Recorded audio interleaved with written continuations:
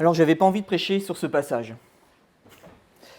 J'avais pas envie de prêcher sur ce passage, tout simplement parce que je trouve qu'il nous amène à regarder un peu trop profondément en nous-mêmes et à nous faire ressentir, un peu comme l'exprimait Alex pendant la présidence tout à l'heure avec Matthieu 11, qu'on n'est pas à la hauteur en fait. Et il peut facilement nous laisser avec un sentiment de culpabilité, voire même parfois de nous faire douter de la réalité de notre foi. Pour moi, je me dis, mais Stéphane, franchement, quand tu regardes ta vie, est-ce que tu as vraiment la foi ? Est-ce que tu as vraiment fait de Jésus le Seigneur de ta vie ? Est-ce que l'Esprit Saint est en toi ? Est-ce que ton nom est inscrit dans le livre de la vie ?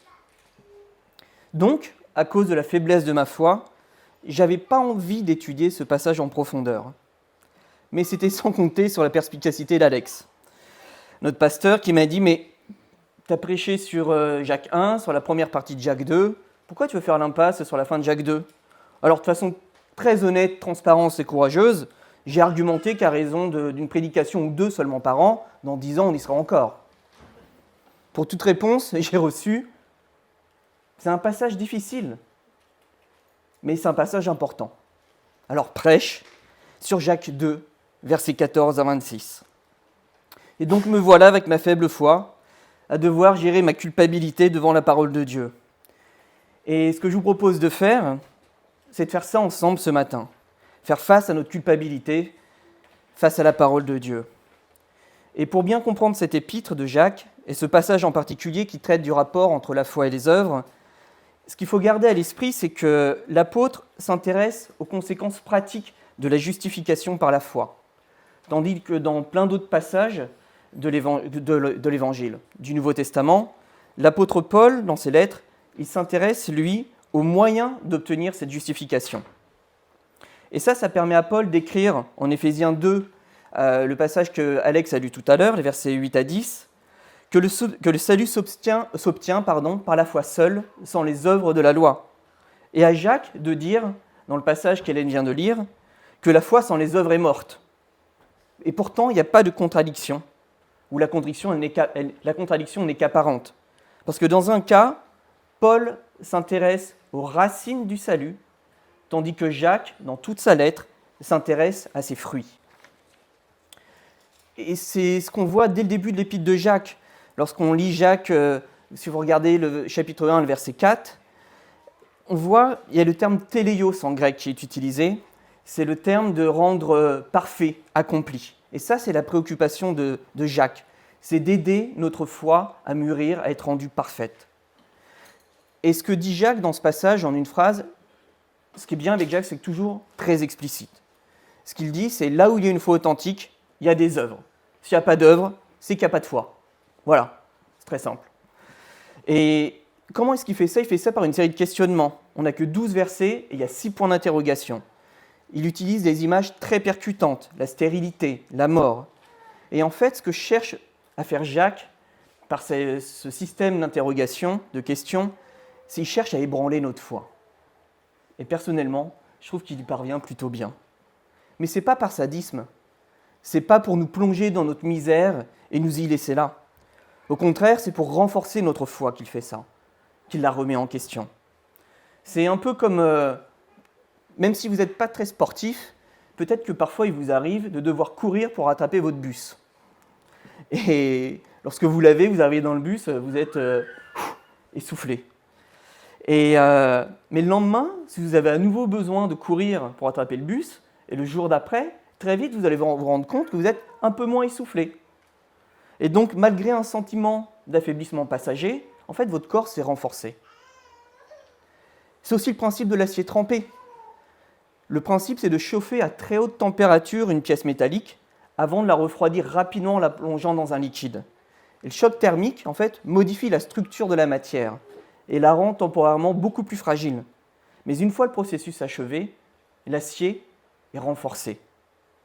C'est de l'acier trempé. Et c'est cela que cherche à faire Jacques.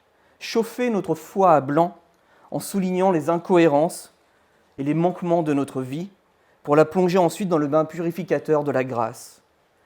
Et c'est ce processus qui permet de transformer notre faible foi en carton, en foi en béton. Pour cela, tout d'abord, l'apôtre va interroger notre foi, la remettre en question. Il va même aller jusqu'à la comparer à la foi des démons, avant de la faire passer par le bain régénérateur de la communion avec Jésus-Christ, afin qu'il en ressorte des œuvres bonnes, puisque c'est l'objet de ce passage. La foi en question, tout d'abord. Alors, il existe 2 types de foi en carton, si vous voulez. La première qui est fausse et la seconde qui est faible. Le sujet de la fausse foi, en réalité, dans le passage, est assez vite traité par l'auteur, puisqu'il la considère comme hypothétique. Si vous regardez au verset 14, on voit qu'il ne s'adresse pas à des personnes qui ont la foi, mais à des personnes qui disent qu'ils ont la foi, ce qui est très différent. Et il y a une espèce d'effet tragicomique de rechercher ici par l'apôtre.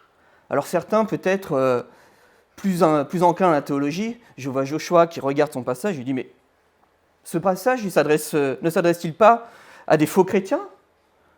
Alors oui, bien sûr, mais pas seulement, je crois. Et j'ai envie de dire, peut-être pas principalement.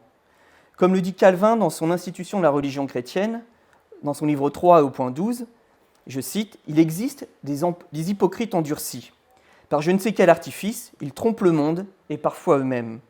C'est contre de tels gens que Jacques a des paroles dures, parce que, sous une fausse apparence, ils profanent gravement la foi. » Mais Calvin dit aussi, dans le même livre et au point 38, « Certains suggèrent qu'on peut tester en nous la réalité de la grâce de Dieu par la présence d'œuvres bonnes, qui permet de conclure qu'on est digne du salut. Je pense qu'il est impossible, même avec une marge d'erreur minimum, de juger par les œuvres quel est le sentiment de Dieu à notre égard. » Aussi, en accord avec Calvin, puisqu'il est impossible de distinguer par les œuvres qui est sauvé de qui est perdu, je vous propose de nous concentrer sur le but principal de Jacques, qui est de rendre la foi des chrétiens plus mature. Pour cela, l'apôtre prend l'exemple d'un chrétien fictif, on va dire, qui prétendrait avoir la foi sans en porter les fruits, ce qui serait totalement absurde. Pour un chrétien, affirmer la foi indépendamment de toute œuvre, c'est un peu comme si moi, je me parais du titre de violoniste, mais que personne ne m'avait jamais entendu jouer. Prétendre que je suis violoniste, pour l'être réellement, ça ne suffit pas. On est d'accord. Qu'est-ce qu'il me faut pour être violoniste ? Il faut qu'on me donne un instrument. Sinon, vous risquez de penser que je suis un imposteur. Peut-être à raison, d'ailleurs. Maintenant, si je m'approche du violon de Maëlys, qui est là, et si je l'emprunte, il y a Denis qui est là et fait « n'y touche pas ». Est-ce que ça fait de moi pour autant un violoniste ? Non, pas davantage. Ça fait juste de moi un meilleur imposteur, plus crédible. Et de même, la foi, ce n'est pas quelque chose dont on hérite ou que l'on peut vivre par procuration, si vous voulez, à travers la foi ou les œuvres d'une tierce personne. C'est quelque chose qu'on a besoin de s'approprier personnellement.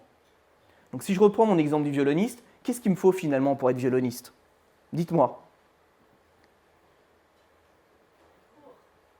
Il faut des cours, il faut que j'apprenne à jouer, n'est-ce pas ? Et certains ont envie de préciser même, il faut apprendre à bien jouer. Alors c'est intéressant. Et au fond de moi, dans mon fort intérieur, c'est également ce que je pense. Et pourtant, à la lumière de l'Évangile, c'est faux. C'est totalement faux. Nous pensons que pour avoir droit au statut de violoniste, il faut savoir jouer, voire même atteindre un certain niveau d'expertise. Eh bien non, en fait. Pour être violoniste, il suffit que quelqu'un me donne un violon. Mon violon. Et c'est tout. L'enfant de 5 ans qui apprend à jouer du violon et qui casse les oreilles, qui fait saigner les tympans de tout son entourage, il a autant le droit au titre de violoniste que Maëlys qui jouait tout à l'heure. Il en est de même pour la foi chrétienne. Et pourtant, nous pensons souvent et nous comportons parfois comme si pour être estampillé chrétien ou pour garder notre statut de chrétien, il fallait atteindre un certain niveau d'expertise et de sainteté. Mais c'est faux, vous le savez bien. Pour obtenir le statut de chrétien, il suffit que quelqu'un me donne la foi. C'est quelque chose qu'on reçoit. Il n'y a pas d'épreuve à passer. Ce n'est pas une question de performance. C'est ça être chrétien. Dieu nous donne quelque chose. Il met entre les mains de chacun d'entre nous un Stradivarius, un violon d'une valeur inestimable, numéroté. Et il nous dit, c'est ton violon, maintenant joue. Et nous, on est là, mais je ne sais pas jouer. Et Dieu nous encourage. Mais je vais t'apprendre, vas-y, joue, je te dis. Et nous, souvent, on est orgueilleux. On dit, non, je ne vais pas jouer, je suis vraiment trop nul. Ça casse les oreilles à tout le monde, j'y arriverai pas, laisse tomber. Ou alors, on joue si peu souvent, qu'en fait, on progresse très très lentement. Et à un moment donné, à force de mal jouer, on peut se décourager, on est même tenté d'abandonner. Et certains se découragent même au point de douter d'être violoniste. Mais en fait, personne d'entre nous n'est devenu violoniste parce qu'on jouait bien. On est devenu violoniste parce que quelqu'un nous a estimé digne de recevoir un violon d'une grande valeur, notre violon. Et de même, on n'est pas devenu chrétien parce qu'on le méritait. On est devenu chrétien parce que Dieu nous a fait don de la foi pour croire en la personne et en l'œuvre de son Fils Jésus-Christ. Et il nous dit, joue maintenant. Joue. Et c'est ce que nous dit l'apôtre à travers ce passage. Mon frère, ma sœur, entraîne-toi à jouer. Persévère, ne te décourage pas. Que ce soit par la méditation de ma parole, par la prière, par la communion fraternelle avec l'assistance de l'Esprit, joue. Alors ramasse l'instrument que tu as délaissé, joue, apprends et n'aie crainte. Tout pouvoir m'a été donné dans le ciel et sur la terre, nous dit Jésus. Et je suis avec vous tous les jours, jusqu'à la fin du monde. Et tant pis si tu es moins doué que d'autres. Tant pis si tu n'es pas aussi bon que ce que tu aurais aimé être ou ce que tes parents attendaient. Qui t'a donné cet instrument ? Pour qui est-ce que tu joues ? Joue, c'est pour moi, je te le demande. Joue, mon enfant. C'est ça que nous dit Jacques, de la part de Dieu. Et dans ce passage, il y a un domaine particulier dans lequel l'apôtre nous demande de jouer notre partition, d'exercer notre foi, si vous voulez. C'est celui de la miséricorde envers notre prochain. L'aide aux plus fragiles, c'est un commandement qui traverse toute la Bible. Et les paroles de Jacques font écho à plein d'autres passages dans le Nouveau Testament, comme dans l'Épître de Jean, où on peut lire « Petits enfants, n'aimons pas en parole ni avec la langue, mais en action et en vérité. » Ces paroles font écho à celles de Paul en Galates 2, lorsqu'il évoque la conférence de Jérusalem, lorsque les apôtres lui ont demandé d'exercer son ministère, mais surtout de ne pas oublier d'exercer la miséricorde. Et on peut lire Paul dit, lorsqu'il parle de ce passage, ce que je me suis empressé de faire. Ça nous fait penser également aux paroles du Seigneur Jésus, bien entendu. En Matthieu 25, par exemple, lorsqu'il établit une ligne de fracture entre les brebis et les boucs, c'est-à-dire entre les chrétiens authentiques et les chrétiens nominaux, c'est-à-dire ceux qui sont des chrétiens de nom, de tradition, et qui ne le sont pas réellement. Et cette ligne de fracture, elle passe par le service envers les plus fragiles. Et dans le Pentateuque, dans l'Ancien Testament, on trouve pareillement de nombreux commandements visant à protéger la veuve, l'orphelin, ainsi que l'étranger qui vit à nos côtés. Où en sommes-nous sur ces sujets ?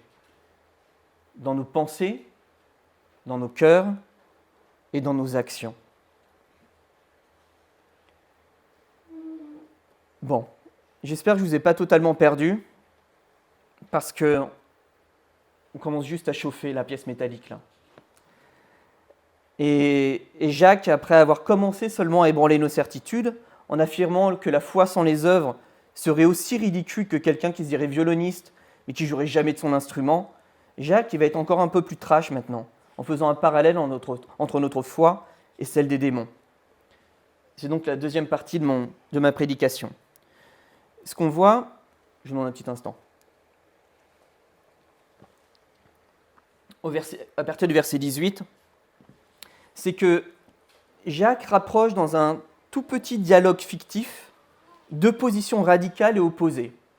Celle du chrétien qui sous-estime les bonnes œuvres, « Monsieur, moi j'ai la foi », et de l'autre côté, celle du chrétien qui surestime les bonnes œuvres, « Monsieur ou Madame, comme vous voulez, moi j'ai les œuvres ». Et l'objectif de Jacques, c'est de corriger deux erreurs importantes qui guettent tout chrétien. Surestimer les bonnes œuvres et les sous-estimer. Et on pourrait qualifier ces deux personnages, pour emprunter au langage de Calvin, de discutailleurs qui tordent le sens des Écritures pour les faire pencher vers les mauvaises inclinaisons de leur cœur. J'aime beaucoup cette formule. Et Jacques aussi a le sens de la formule.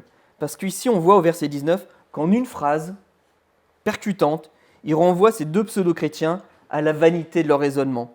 Tu crois qu'il y a un seul Dieu. Tu fais bien. Les démons aussi le croient.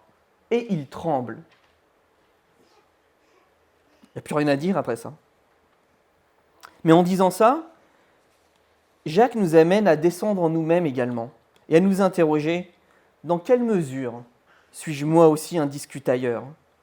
Car on n'a pas besoin d'être un démon ou un affreux hypocrite pour être influencé par les mêmes raisonnements mensongers. Sous-estimer les bonnes œuvres, tout d'abord. Par exemple, en laissant des pans entiers de notre vie qui sont insoumis à la parole de Dieu. Parce qu'on peut, notamment dans nos milieux évangéliques, très bien connaître et valoriser des passages comme Jean 3,16, que presque tout le monde connaît par cœur, je pense. Car Dieu a tant aimé le monde qu'il a donné son Fils unique, afin que quiconque croit en lui ne périsse pas, mais qu'il ait la vie éternelle. Et à côté de ça, on peut diminuer, voire effacer de nos mémoires, d'autres passages comme Hébreux 12 et verset 14. Rechercher la sanctification, sans laquelle personne ne verra le Seigneur. Et les domaines d'application de cela sont infinis.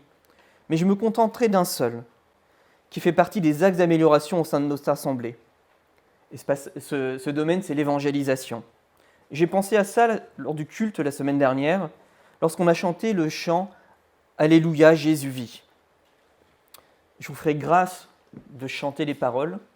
Le chant, la maîtrise des cordes vocales n'est pas un don que j'ai reçu du Seigneur. Donc je vais me contenter de lire quelques paroles de ce chant. Mort anéanti, salut accompli. Alléluia, Jésus vit. Il règne en Seigneur, honneur au roi vainqueur. Leur pas résolu sillonnent les nations. L'Esprit Saint les a transformés. Apôtres animés d'une seule ambition, proclamer Christ ressuscité. La même puissance aujourd'hui embrase à son tour nos esprits, pour vanter aux âmes perdues le salut en Jésus.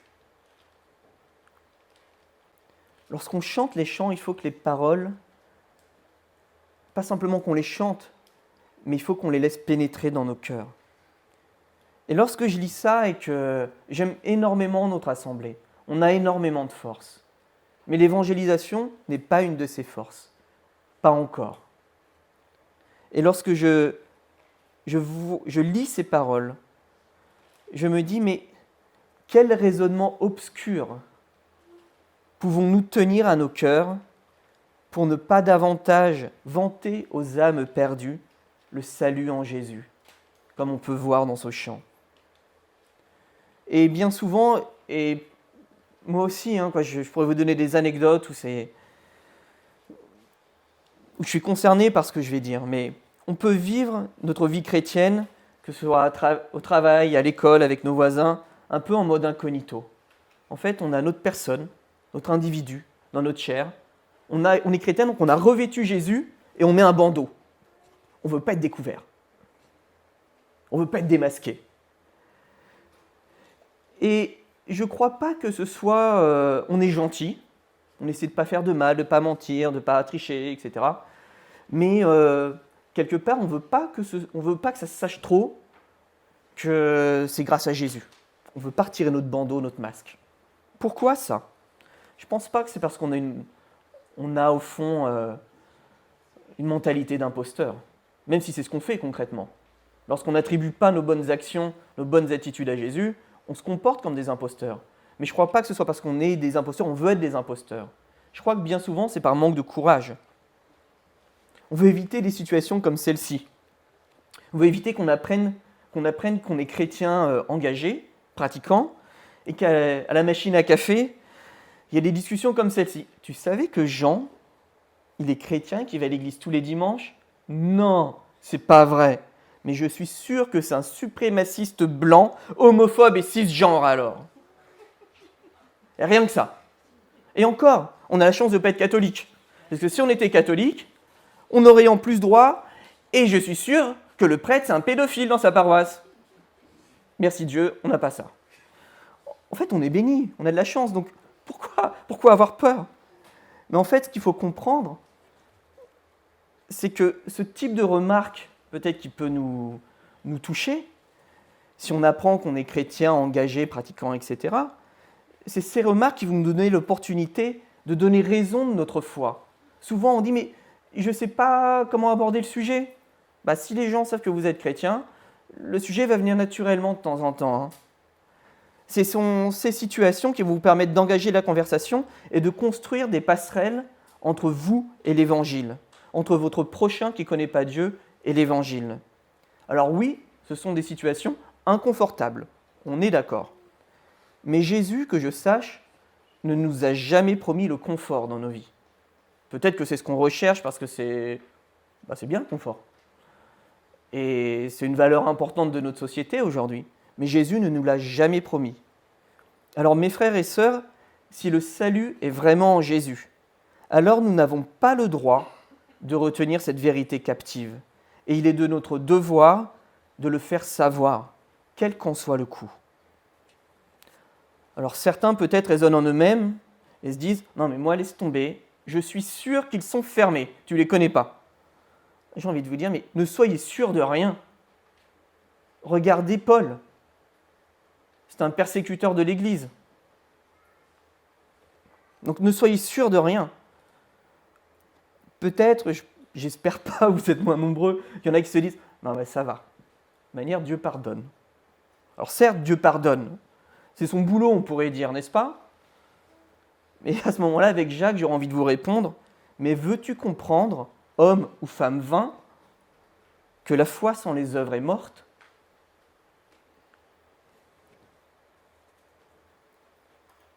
Donc ça, c'était pour sous-estimer les œuvres bonnes, avec l'exemple de l'évangélisation.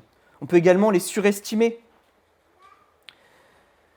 Même en tant que chrétien, protestant, évangélique, convaincu du salut par la grâce seule, et même, je suis désolé de vous le dire, même nourri à la mamelle de la théologie réformée. Il nous arrive de tomber dans ce piège. Pourquoi ? Tout simplement parce que notre cœur est tortueux et que nous voulons notre part de gloire au fond de nous. Nous voulons ça. Nous voulons gagner notre salut un petit peu, tu vois ? Et comment on fait ça ? On peut faire ça en utilisant Dieu comme celui qui peut nous aider à accéder à une meilleure version de nous-mêmes. C'est une façon de chercher à nous sauver nous-mêmes, au lieu de chercher Dieu comme celui qui seul peut nous sauver entièrement. Alors d'un point de vue extérieur, on ne va pas forcément voir la différence. Sauf que d'un côté, on est dans une marche avec Jésus qui est menée pour honorer Dieu et aimer notre prochain, et de l'autre, on est dans une sorte de démarche de développement personnel, j'ai envie de dire, où ce qu'on cherche véritablement, c'est à être plus en paix avec soi-même, à être content de soi, à l'aide de techniques spirituelles comme la prière, la méditation, etc. Et ça peut prendre plusieurs formes. Pour ce qui me concerne, j'ai, enfant et adolescent, été éduqué avec l'idée que si j'étais pas le meilleur, je valais rien. Ça a sans doute à voir avec le fait que lorsque je ramenais un 18 de l'école, on me disait pas c'est bien, on me disait pourquoi t'as pas eu 20. En conséquence, j'ai grandi en croyant que pour être accepté, j'avais besoin d'être parfait. Et en fait, cela laisse des traces. Alors, petit aparté, évitez de faire cela avec vos enfants. Même si vous ne leur dites pas. Parfois, il y a des choses, on n'a pas besoin de les dire pour les communiquer. Ne communiquez pas à vos enfants qu'ils ont besoin d'être les meilleurs, qu'ils ont besoin d'être parfaits pour être acceptés par vous en tant que parents. Parce que ça laisse des traces. Et me concernant, après 25 années d'exposition quotidienne, ou je vais dire quasi quotidienne à la parole de Dieu, les sillons qui ont été tracés dans mon âme d'enfant et d'adolescent sont malheureusement parfois plus profonds que la trace laissée par l'Évangile. Alors d'un point de vue intellectuel, oui, bien sûr, je crois que je suis sauvé par la grâce seule, sans les œuvres de la loi. Mais d'un point de vue fonctionnel, je réagis et me comporte régulièrement comme si j'étais sauvé par les œuvres. Est-ce que je suis le seul dans ce cas-là ? Probablement pas. Et ça peut se manifester pour moi dans ma vie lorsque une critique, un péché ou un échec m'affecte davantage que cela ne le devrait. Ou au contraire, lorsque ma joie repose sur une bonne performance un contrat que j'ai eu au boulot, ou alors une bonne performance sportive. Alors bien sûr, c'est important et il faut se réjouir lorsque les choses passent bien dans nos vies. Mais si notre joie dépend des circonstances, bien cela révèle tout simplement que notre foi est mal placée, ou en tout cas mal affermie. Et je crois que cela nous arrive à tous quotidiennement. Et c'est aussi ce que Jésus veut prévenir lorsque vous voyez en Luc 10 que les 70 disciples reviennent de mission tout joyeux. Et Jésus leur dit « Réjouissez-vous, non pas de ce que les esprits vous sont soumis, mais réjouissez-vous de ce que vos noms sont inscrits dans les cieux. » C'est une question de priorité. Ça va ? Vous vous sentez suffisamment coupable ? Oui ? Bon, on peut continuer alors. J'espère en tout cas, parce que c'est l'objectif de Jacques, je crois, dans ce passage. Nous faire abandonner la vaine confiance qu'on peut avoir en nous-mêmes pour ensuite nous plonger dans le bain de la grâce divine. Mais pour ça, d'abord, il faut toucher notre misère pour avoir envie de chercher la miséricorde. Et au sujet de ce mot miséricorde, il y a très récemment, grâce au professeur Pierre Sovanchoni de la faculté Jean Calvin à Aix, j'ai appris un jeu de mots sur miséricorde. C'est composé de 2 mots, misère et corde. Et ce qu'on peut dire, c'est que du fond de notre misère, Dieu nous lance une corde pour que nous puissions lever les yeux vers lui. Et c'est ce que nous allons faire à présent, nous allons saisir cette corde. Et c'est la 3e partie de la prédication, une foi en relation. Et dans la dernière partie du chapitre 2, Jacques met en avant la foi de 2 personnages bibliques bien connus. Abraham, un des plus grands patriarches avec Moïse, et Rahab, une prostituée.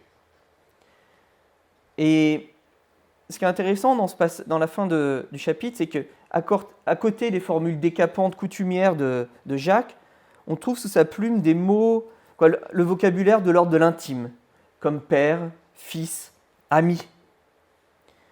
Et si on trouve ça, je ne crois pas que ce soit parce qu'ils se disent, enfin là je parle de modèles de la foi, de personnes qui sont parfaites et dignes d'être prises en modèle.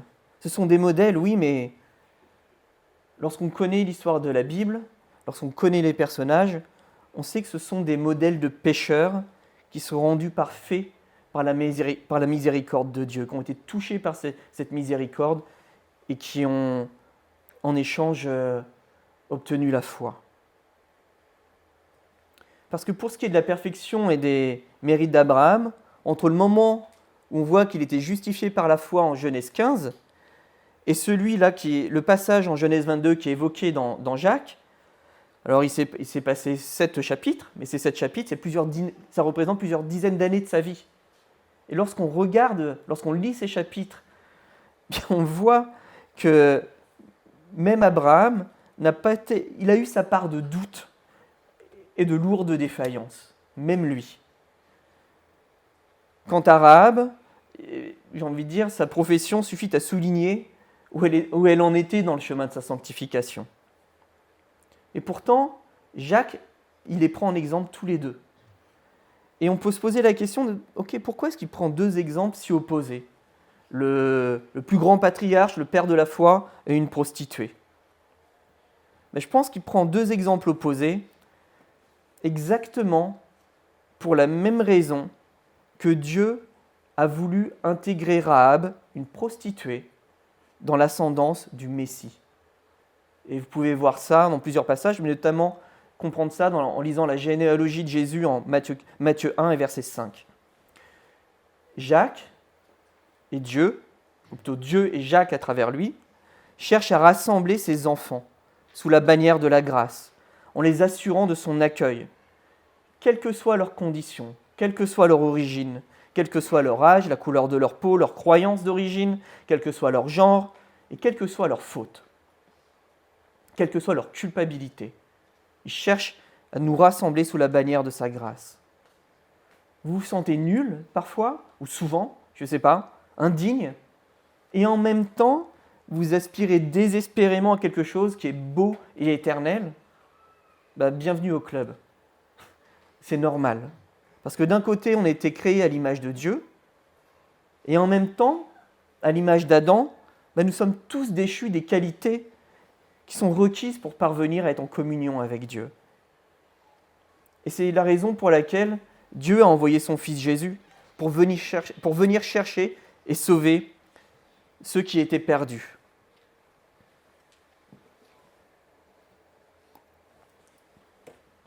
Et c'est ce qu'Abraham a, lui, entreaperçu le premier, en acceptant de quitter le confort de son pays pour un lieu qui était lointain et inconnu, juste sur la base d'une promesse.